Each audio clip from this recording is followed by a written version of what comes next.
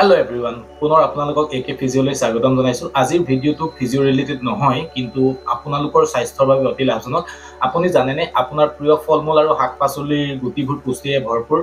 বেছিভাগ মানুহে সেইবোৰ পেলাই দিয়ে, কিন্তু আজিৰ ভিডিঅটোৰ জৰিয়তে কম এই সৰু সৰু গুটিবোৰে আপোনাৰ শৰীৰটোক কেনেকৈ নিৰোগী কৰি ৰাখিব পাৰে। তেন্তে দেৰি নকৰি আজিৰ ভিডিঅটো আৰম্ভ কৰো। ফলমূলৰ আৰু শাক-পাচলিৰ গুটি বা চিডছ বিলাকত প্ৰচুৰ পৰিমাণে ফাইবাৰ, হেলথি ফেট, প্ৰটিন আৰু ভিটামিন ভৰপূৰ হৈ থাকে।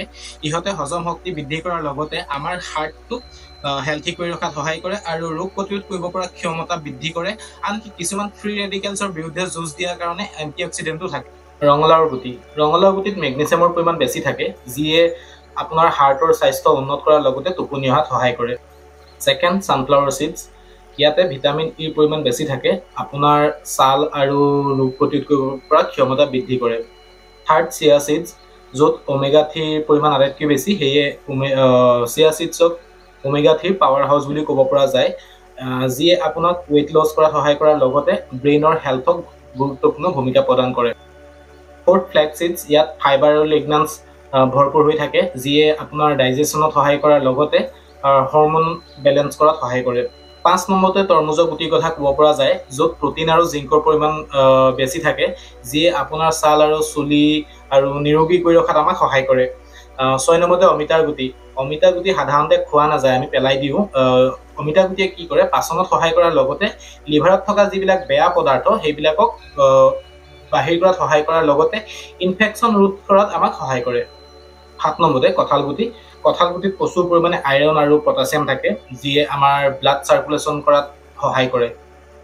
8 নম্বৰতে নেমুৰ গুটিত ভৰপূৰ পৰিমাণে এন্টি অক্সিডেণ্ট থাকে, লগতে এন্টি বেক্টেৰিয়েল প্ৰপাৰ্টিজো থাকে, যিয়ে ফ্ৰী ৰেডিকেলছ আৰু ইনফেকশ্যন ৰিডিউচ কৰাত সহায় কৰাৰ লগতে আমাক লিভাৰ হেল্থতো যথেষ্ট গুৰুত্বপূৰ্ণ ভূমিকা পালন কৰে।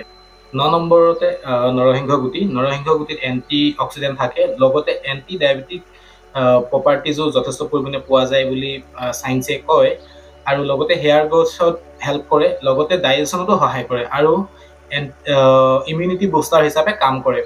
আৰু বিভিন্ন ধৰণৰ ফল-মূল আৰু শাক-পাচলিৰ গুটি আছে, যিয়ে আপোনাৰ স্বাস্থ্যৰ কাৰণে বহু উপকাৰী। সেয়েহে আপুনি এই চিডছসমূহ পেলাই নিদি পিনি আপুনি আপোনাৰ স্বাস্থ্যৰ সুৰক্ষাৰ কাৰণে ব্যৱহাৰ কৰিব পাৰে, যিয়ে আপোনাক যথেষ্ট সহায় কৰিব আপোনাৰ স্বাস্থ্যটো সুস্থ ৰখাত। আৰু এই গুটিসমূহ আমি কেনেকৈ ব্যৱহাৰ কৰিব পাৰোঁ তাৰ বিষয়েও মই আপোনালোকক ক'ম। এই চিডছসমূহ আপুনি আপোনাৰ চালাড বা ওটমিলৰ লগত মিহলাই পিনি খাব পাৰে। ছেকেণ্ড, আপুনি ৰোষ্ট কৰি পিনি ক্ৰাঞ্চি স্নেক্স হিচাপেও খাব পাৰে, লগতে দৈ গাখীৰ বা য়গাৰ্টৰ লগত মিহলাই পিনিও আপুনি খাব পাৰে। চিডছ বা গুটি পেলোৱাটো বন্ধ কৰক।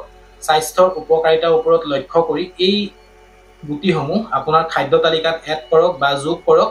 কোনটো চিডছ আপুনি বেছি ইউজ কৰে বা ব্যৱহাৰ কৰে তাৰ কমেণ্ট কৰি পিনি আপুনি মোক জনাওক।